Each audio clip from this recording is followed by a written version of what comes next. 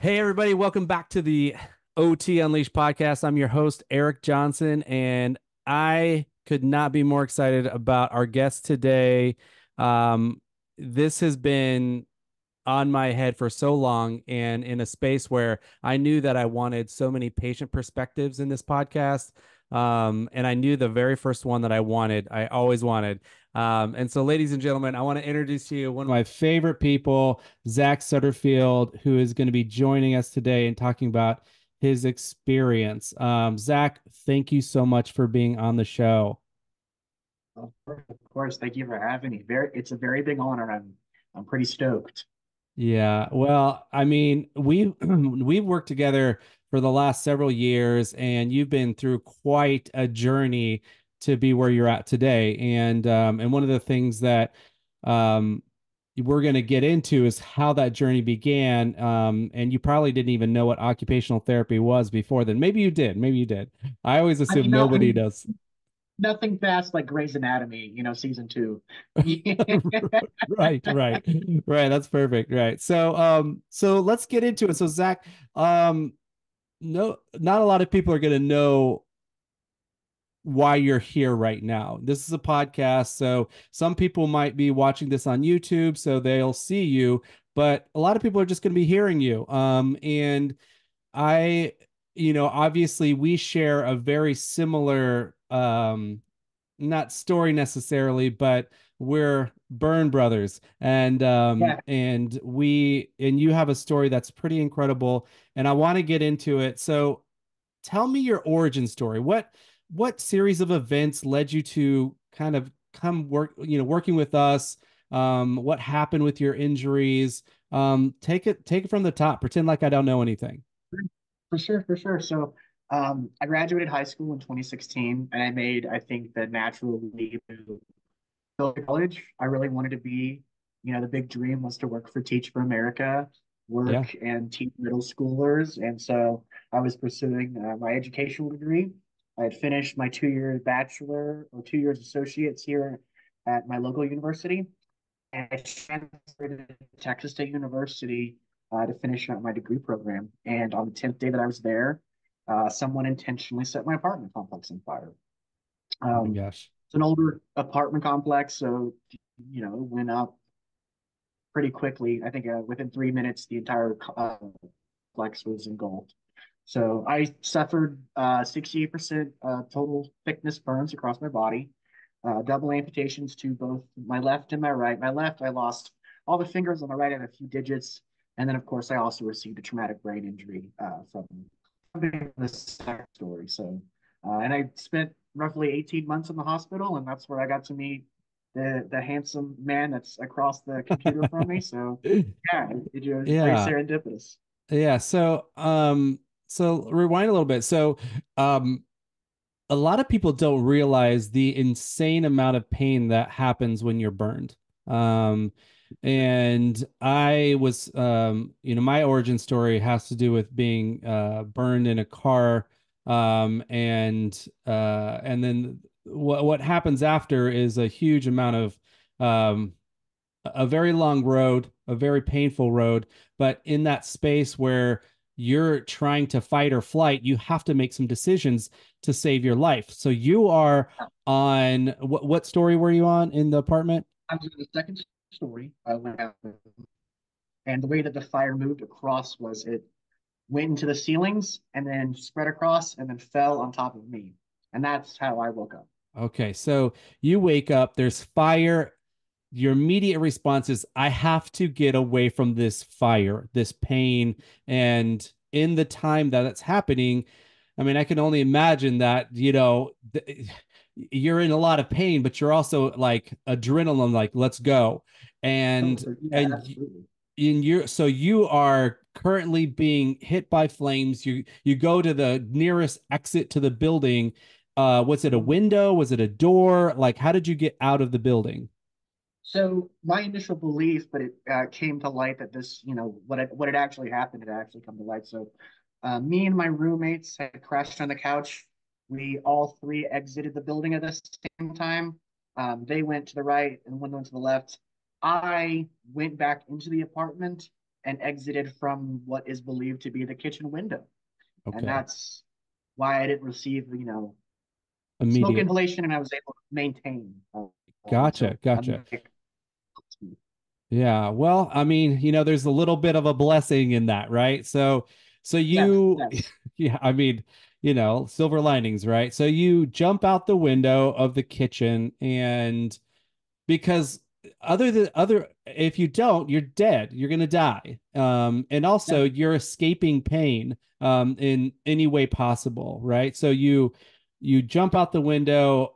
Do you immediately black out? Are you awake? What happened at that point? The body's really it's one of the best things I've in the world, and it's really really good at numbing you when you're in Yeah, pain. yeah. That fight or flight response kicks in. You got those chemicals running through your body. So I jumped from the second story. I landed on my head. I got up, and then I was told, I don't remember this because again, your body's really good at making you black out and all that good stuff.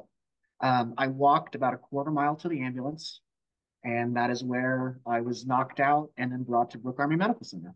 And then from there, I received two really quick neurosurgeries and then was put into inpatient care.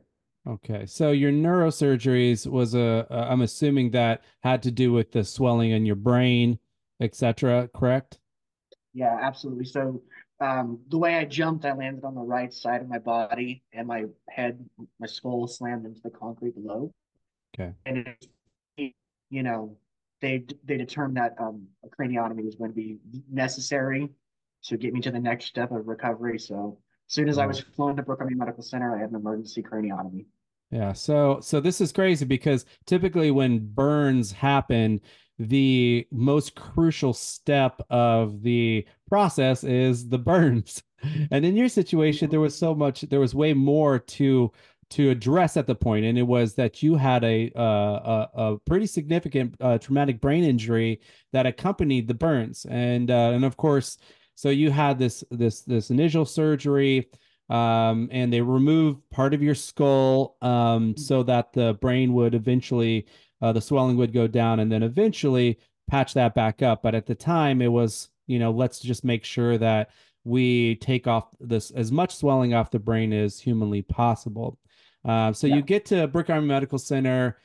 Burns are nasty. They're painful for a very long time. yes, Um, so you wake up at, so this is so he mentioned BAMC, that's Brook Army Medical Center, which the part that he was at was called the Institute of Surgical Research. It's the burn center, very famous. Actually, one thing that actually aligns the two of us is that I was also at this same burn hospital, um, and when I was burned, and back in 1997. And so Zach, you start getting grafts, right? And it wasn't like you got grafts and they were done. You had to get multiple grafts over multiple days, or I mean multiple, probably weeks, months, etc. Tell us about that process. What did that look like for you? What is your kind of the concept that you're thinking what's happening right now? sure. So we have a steady point where we can move to start grafting. Luckily, most of my burns happened to my upper half of my body, so my torso and upward burned, and I was able to donate all of my own skin from my legs, so my thighs, my calves, inner groin, but everywhere that below the waist, I was able to donate my own skin, and I think it was every other Friday and Saturday they did skin grafts on me for like the first 2 months. Um, and that was just kind of the case. When I wasn't getting skin grafts, I was put in a really hot room because that's the other thing Yeah. about when your largest organ is damaged so intensively, your body has to be kept at the optimal temperature. Otherwise, you're super susceptible to infections. You know, it's it's not fun. And then also that's kind of morbidly funny about it is you're in this incredibly hot room. You've been burned so severely that you can't regulate your body temperature. You know, all you want is an ice cold glass of water. You can't have water because it Yeah. has 0 calories. Yeah, that was really crazy to me. Like, so, what I don't think a lot of people know is that, yeah, when you're burned and you're in these like intensive care unit, and you're like, I just want a nice cold glass of water, because they keep the temperature at 98 degrees. And for you OTs out there that are listening, that is crazy because you treat in that room. It's 98 degrees. It's hot, and you also are gowned up. I mean, you will be sweating by the time you get out of there.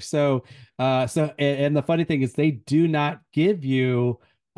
They don't give you water because your body, basically, the reasoning is your body is burning so many calories trying to heal, is that everything that you intake, they want it to be caloric. They want you to have a very high calorie intake. And so what Zach was saying is basically, he's just wanting a nice, just a cup of water. And I remember they would give me ice chips, and I was like, I appreciate that, but I Yes. just really want a glass of water. So, okay, so I was gonna knock myself, yeah, what's that? I was, I was gonna knock myself out. My parents would get ice chips for me, and they would let it melt just long enough for me to have a sip before they threw it away. So, little bit of behind the scenes. I hope my OTs don't call me up and they're like, "Hey, don't do that ever again."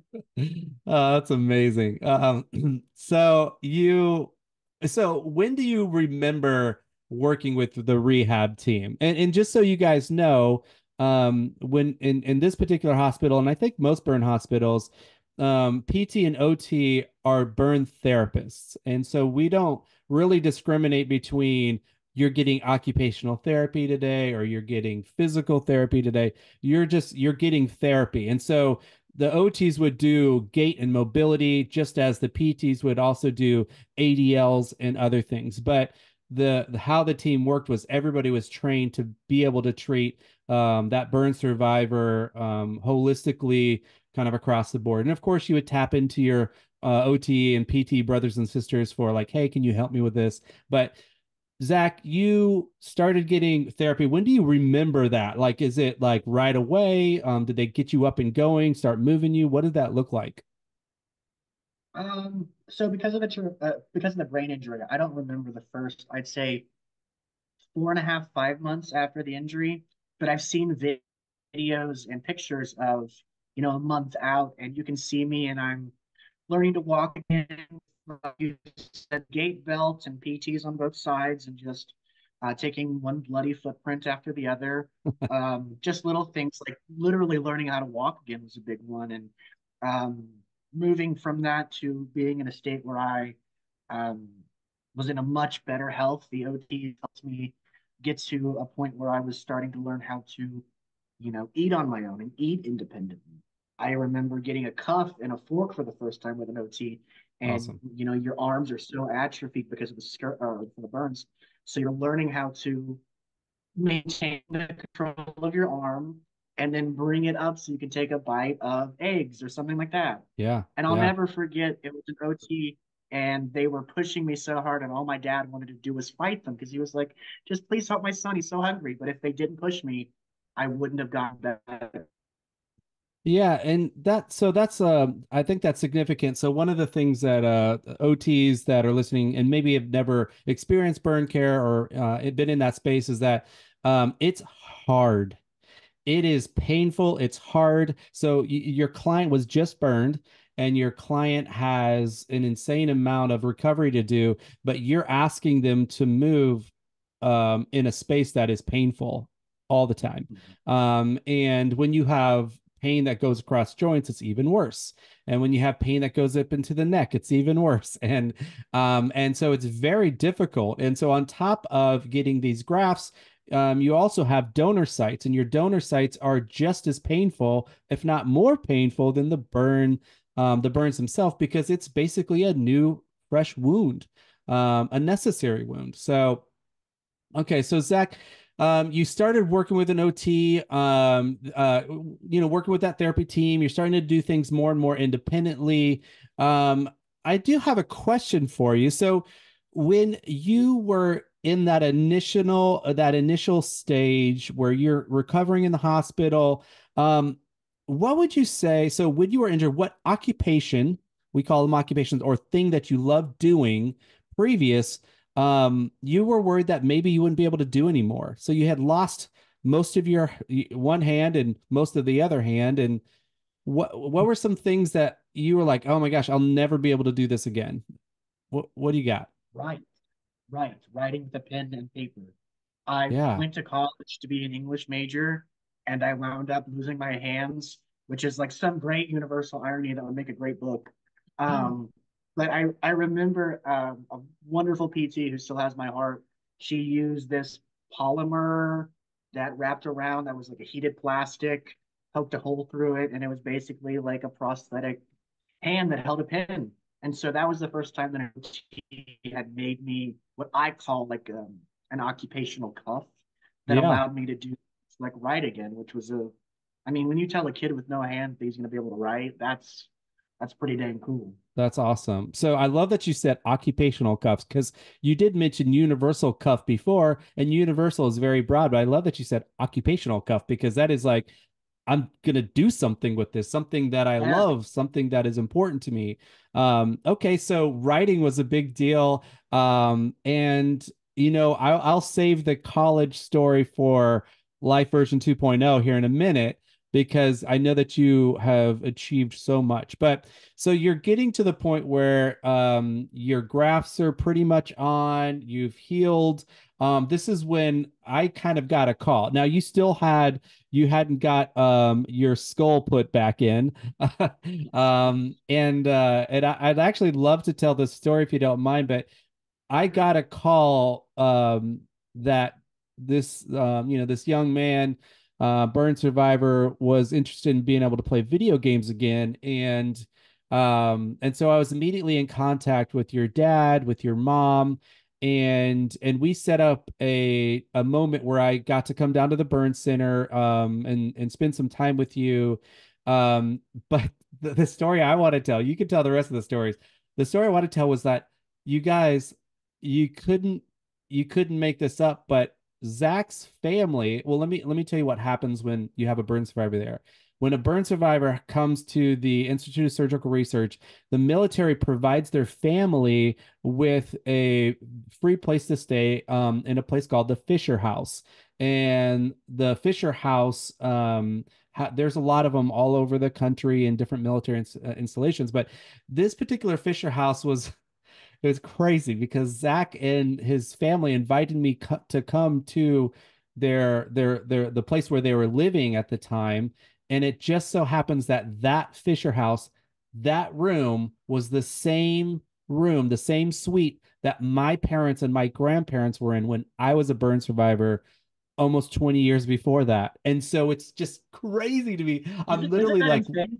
it's insane. I'm walking into this room. I was like, Zach, this is our room. Like this is our room. And I got super emotional. We both have been emotional a lot of times in these conversations, but it was so neat. And what a like, like it was Just a destiny full that we circle were moment, gonna man. work together. Yeah, yeah. So okay, so Yeah, enough about yeah. that, but that was just so cool. So you started to get to the point where you were starting to be a lot more mobile. You were getting out of the burn center. You weren't in ICU anymore. What is the next step for you? Like, so you're thinking, okay, now I'm going to be transitioning home. Where does that take you? What is on your mind at this point? Sure. So immediately out of the hospital, from inpatient care, I went to outpatient. That's where I learned OTPT, working on getting my body less atrophied and working to living the life that I want to live, which, involved me going back to school, pursuing my degree, and not allowing my physical limitations to stop me. So that was kind of that was the next natural step in the progression was school, and then working on healthcare and getting me the best resources that I could so that I could, get a thumb, get a prosthetic if Yeah. I so choose. That was the Yes, big yes. next.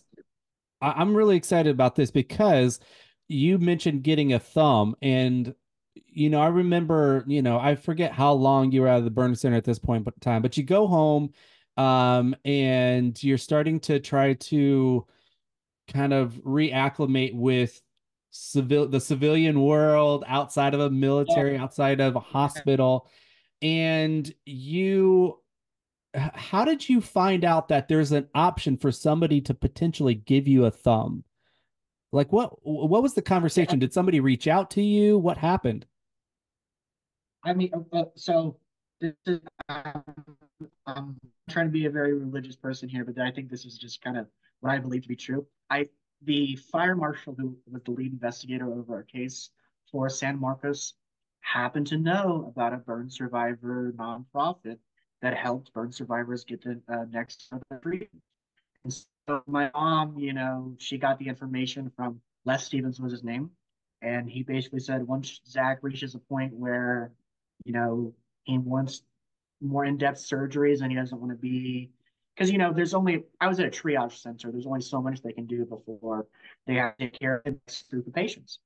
And so we reached out to Sons of the Flag at the behest of Les Stevens, and I think within a day or two, the at the time CEO, this big burly Navy SEAL who had also been, a burn survivor blown up in combat, he called us. He said, "We got your six. We're going to get you down to Florida. You're going to see our burn specialist, and we'll see what we can do for you." That's We incredible. traveled to Florida, met this very wonderful New Zealand man with a thick accent. And I'll never forget, he said, "Yeah, I think we can move around some bones and get you here." Sold. Sold. Are you Yeah. kidding me? That's the coolest thing a surgeon had ever told me. So that's kind of where my journey with Sons began, and Yeah. I want to talk it's about Sun. allowed I me to do. come. Yeah, I want to talk about Sons of the Flag in a little bit, because I know that that has been something incredibly huge for you. That organization has been so much for you and your mom, your parents. But Yeah, you go down. The surgeon from New Zealand ends up giving you this kind of new life with an opposable thumb.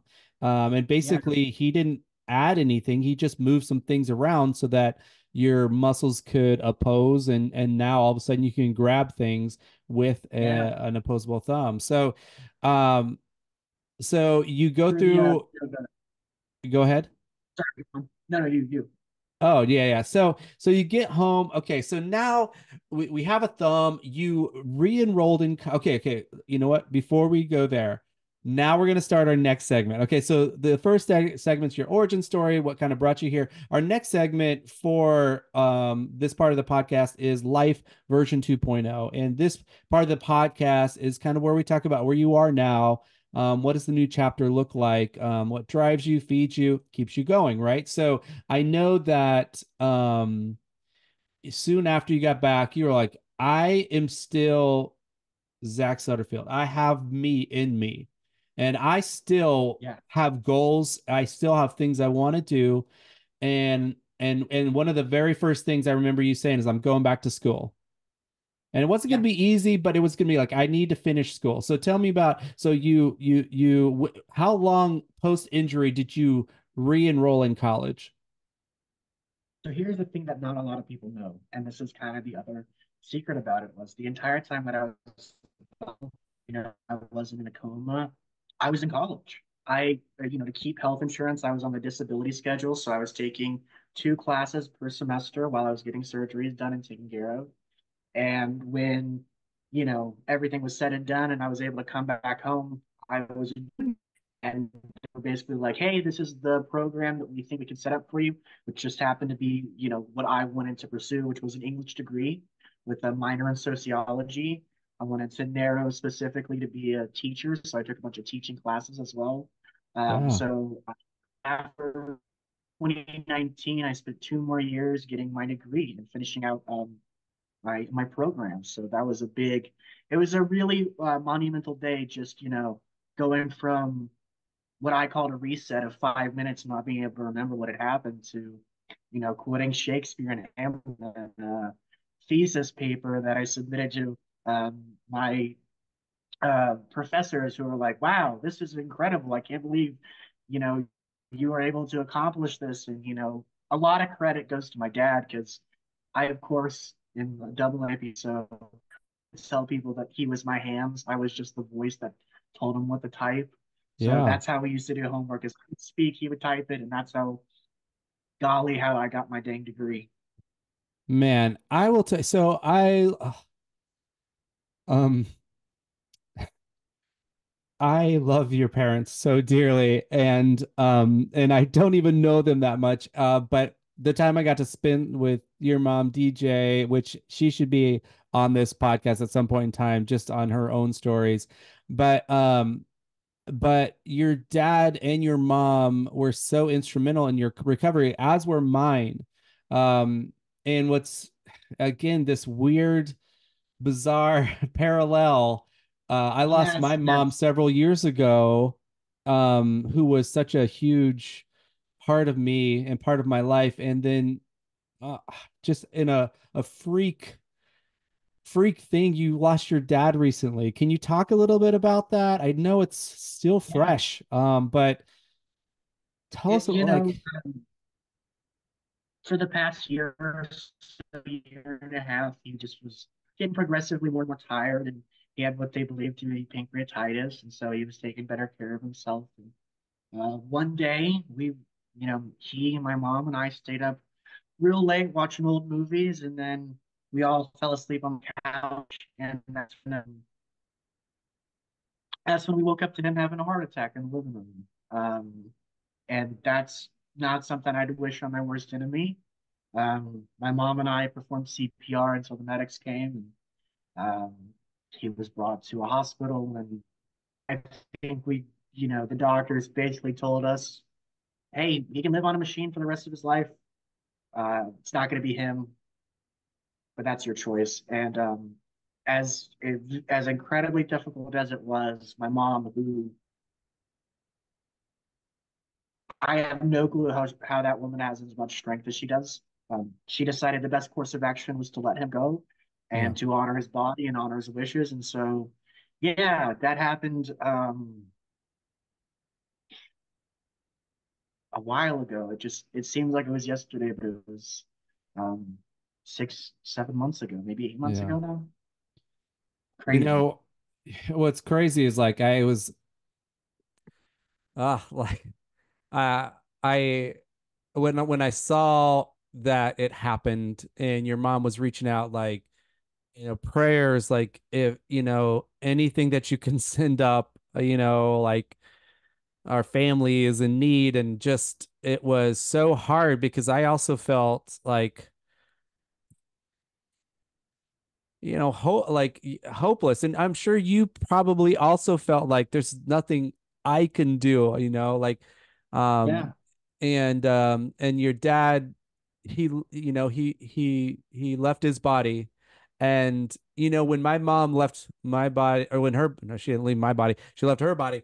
I remember thinking, like, how lucky was I to have such an incredible human, like, raise me, and how lucky am I to have so much pain that right now I am mourning her so hard, because if it didn't hurt so much, she wouldn't have meant so much. And I'm yeah, just so happy that I got to have that. And I saw that relationship in you and your father and your mom.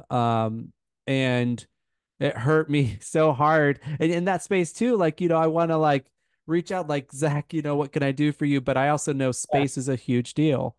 And And oftentimes there's nothing to do. There's nothing one can do. yeah. Like you said, it's just time. And Yeah. it's just,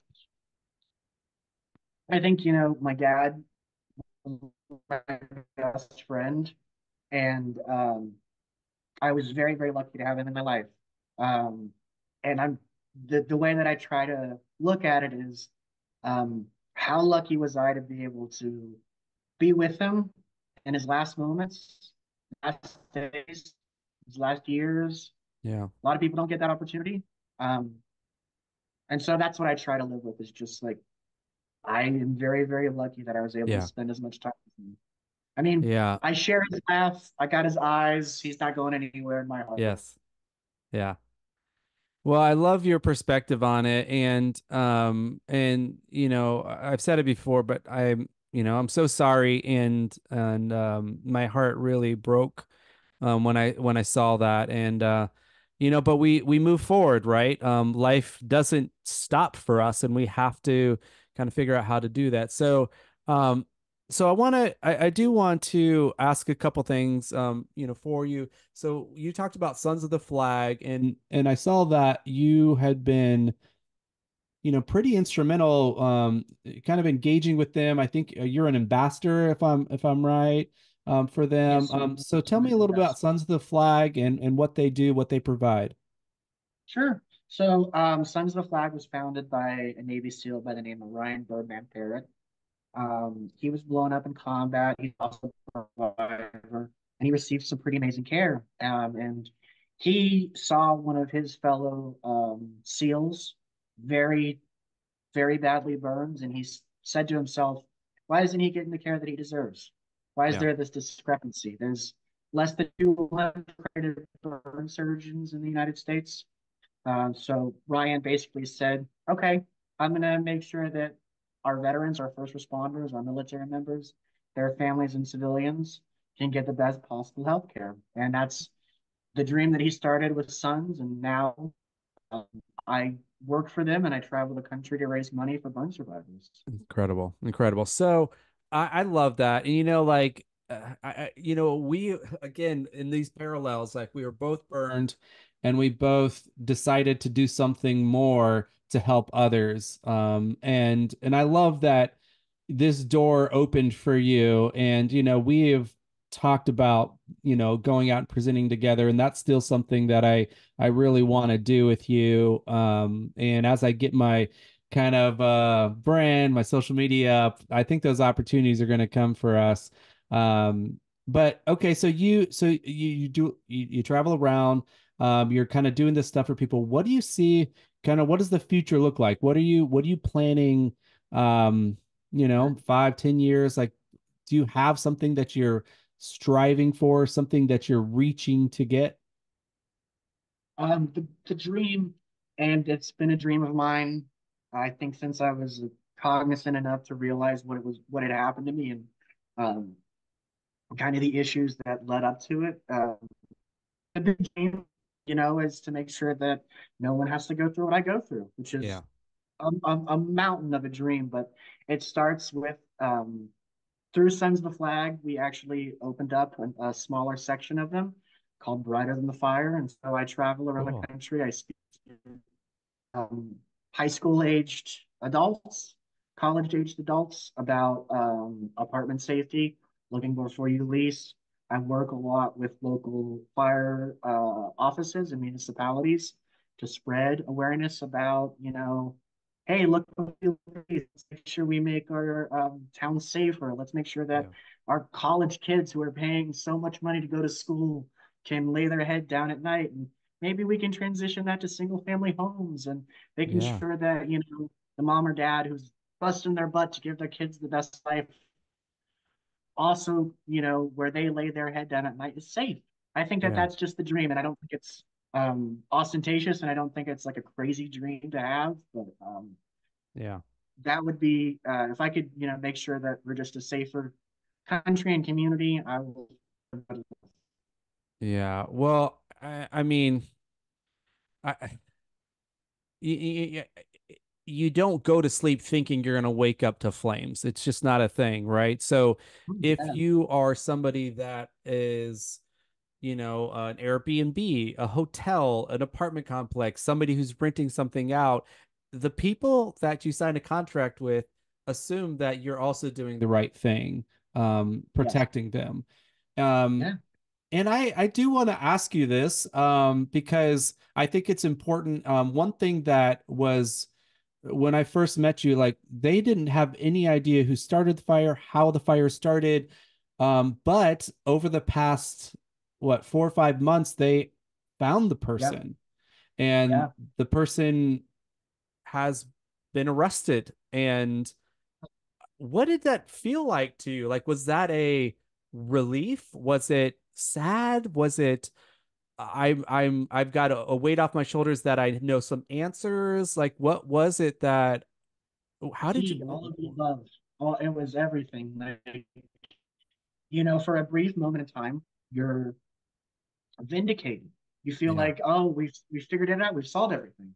And then you realize that, oh, actually, no, they found the guy. But this starts like the very long and grueling process of any sort of questioning. So, Yeah. we found the guy that we think know, or we think we know who did it. It's wonderful that we can start hopefully getting some answers. But at the end of the day, it's, you know, what are we going to take away from this? What are we going to learn? How are we going to make sure that the next generation's better and safer? Yeah. Because, the greatest justice in the world for me is not putting this individual below the jails. It's making sure that we're more knowledgeable, that we can create our future. And yeah, I can't. Okay. It's a silly thing, but going to therapy for so long, I can't hold hatred or harbor anger in my heart. It Wow. eats at me. It's just a bad life. Yeah. Well, like I think that's your character. That's who you are. I've always known you as this person. Matter of fact, when I saw the headline that they found it, my first thought is like, Zach is gonna have so much grace with this human. Like, I wouldn't be surprised if he reached out to him and just said, I It forgive has been in you. my mind. Yeah. Yeah, it, And you know, what a it really what a has. story. It's crazy. And maybe that day will come where you get to be face to face with him and you get to have a conversation. But wow, that's crazy. So I want to keep moving forward. Now one thing, and I we've talked about this to some of my classes, and I think it's important because we dodge this so often. But one of the things that we've talked about is like intimacy. You have scars that will never go away, and they look better and better every day, but you'll be scarred. And Oh, yeah. um, and we talk about intimacy, and we talk about like what goes through your head like will I ever get a partner ever again? You even talked, I remember, about I don't know if I feel masculine anymore. I don't know how Yes, I feel. My yes. body's disfigured. Can you talk a little bit on the podcast about that, because I think it's such an important topic that so many people dodge. So tell us a little bit about relationships, how you feel about yourself, all that. Um, I'll say it took a very long time to get to a point where I'm very confident in my body and who I am and my looks, and realizing that I have a lot to offer when it comes to partnership. I've been dating for the past year and a half. I've gone on Oh, dates. I've had a yes. girlfriend here or there. I'm figuring out what I want, and that's kind of the fun thing. But a lot of it started with realizing that, you know, I think just intrinsically as a human, I have a lot of self worth. Yeah, My appearance and my mental capacity. I have a lot of self worth. I'm absolutely. smart. I'm college educated. I'm a handsome man. I'm well read. I'm reading Dune right now. Oh, Um, yeah. but I realized after a good long time that I still have a lot of worth. And there's going to be someone someday who sees that worth in me and says, wow, this guy can cook. This guy is smart. This guy is someone I want to spend my future with. And Yeah. dream just to be able to fall in love with someone and have them love me in the same way. Be real Man, cool. I love that. And you're going to, like I I I agree with you. It is funny how uh we really oftentimes devalue what's inside of us. And I think that you Yeah. and I really hit it off so easily because of your humor, because of your strength, because of your personality. Like, we laugh together, we get emotional together. Like, we're really Yes. Yes. we're more than brothers, like in a space that our kind of internal being is so similar, but thank you for sharing that. I appreciate that. And of course, I can't wait to walk down an aisle with you one day and celebrate your wedding. Well, I guess I'm probably not going to walk down the aisle with you. I am married. I was like, Uh, what are you trying to say there? No, yeah. I've gone on a few dates. This is a little spoiler, this is a little tidbit for the podcast. There's a girl that I went to high school with, and we were really good friends in high school, and we reconnected, and I've gone on a few dates with her, and so maybe something happens for her. So Yeah. it's kind of where I'm at right Good. now, and it's kind of cool. I love it. That's great. That's great. I'm cheering for you all the way. So, all right. Well, we're starting to we need to wrap up a little bit, but our next stage, we're gonna do our next segment's called quick fire queries. All right. No pun intended with the fire. Uh, but I guess we're both burn victims, so it's fair I game. love I love it. Yeah. Okay. So this is where we're gonna do a quick fire Q&A, fun facts about you. There doesn't have to be any context. I'm just going to throw some questions at you and you just like give me a quick answer. So, are you ready? It's 10 questions. Yes, sir. All right. What is your go-to coffee order? Iced caramel macchiato, 2 shots of espresso. Okay, a little sweet. Okay, a little sweet, little caffeine. Okay. All right. Amazing show that you've been binge watched recently. The good place. Oh, that's a good one. That is a good one. All right. So good. So good. So you kind of spoilered this, but what was the last book you read or are reading? Oh, I'm reading Dune right now. I'm also in the middle of the Mistborn series.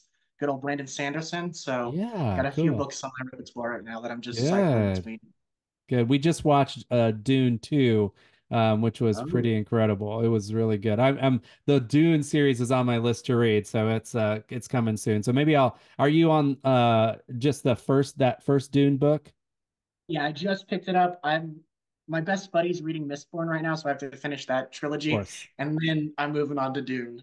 Okay, I'm gonna start reading it with you so we can go on that journey together. All right. Yeah. N- Now, Zach, I want to talk about cooking, but a rapid fire round. Favorite culinary dish you like to cook?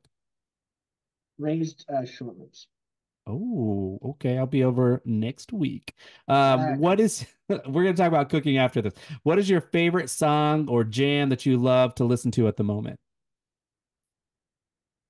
Sweet disposition, temper tramp. So Okay, good. cool. I love that. All right. What is one app that you can't live without? Audible right now. Audible.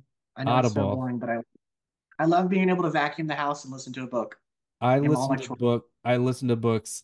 95% of my reading is listening. So, I'm right there with you. Audible. Awesome. Okay. What is your favorite day of the week?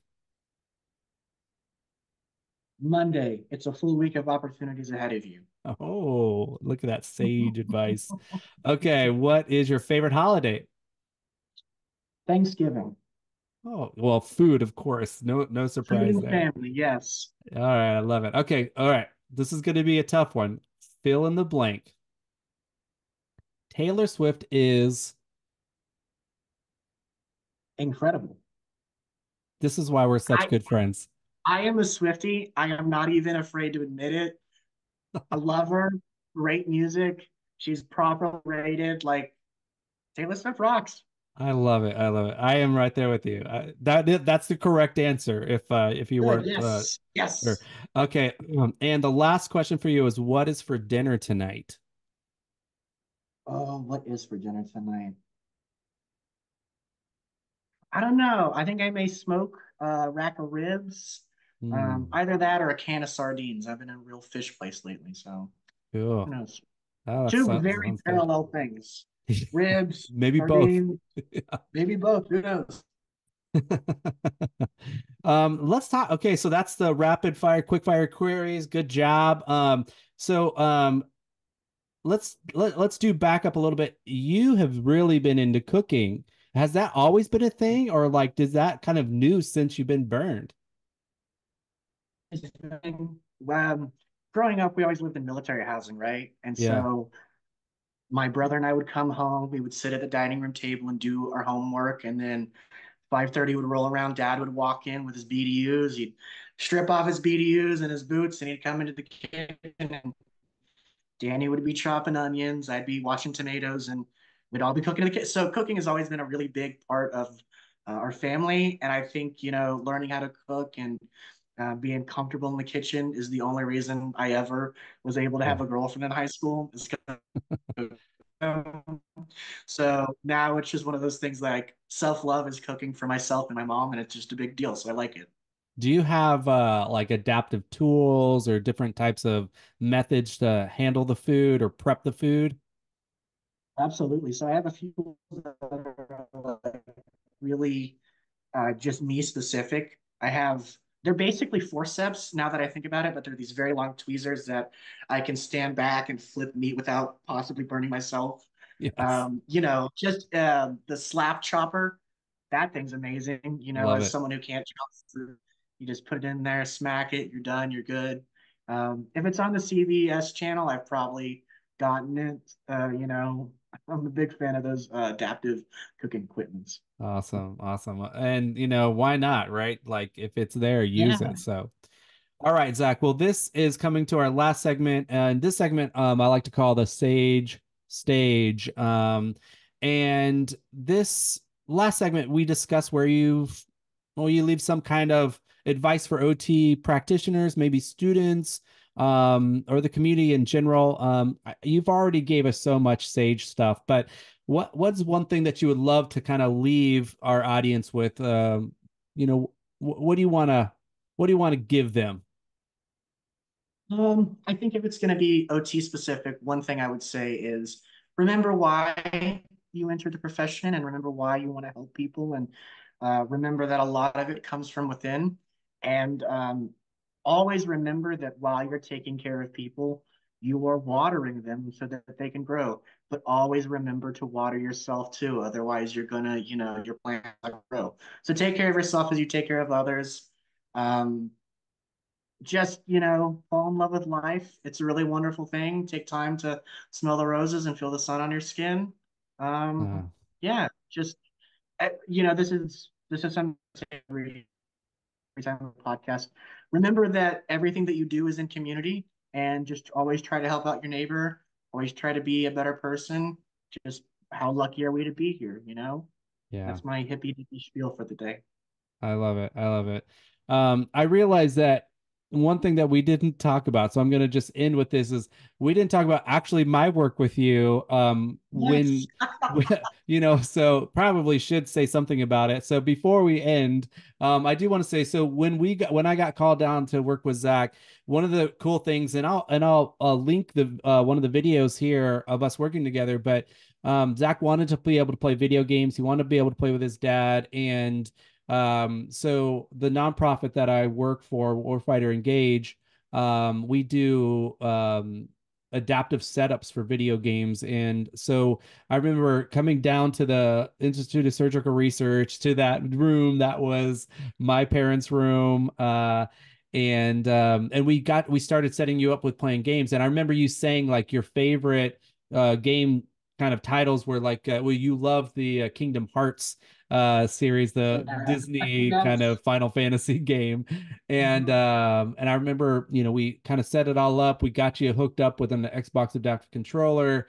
We built you a big kit, and then I came back down and we played. And I remember like crying behind you and your dad while you're playing this like motorcycle game Yes, together. yes, yes. And like I just there's a place where you get to introduce independence somebody that you would introduce independence to somebody where you've been working for, and then when you see it happen, it's like, whoa, oh my gosh, it's Yes. really happening.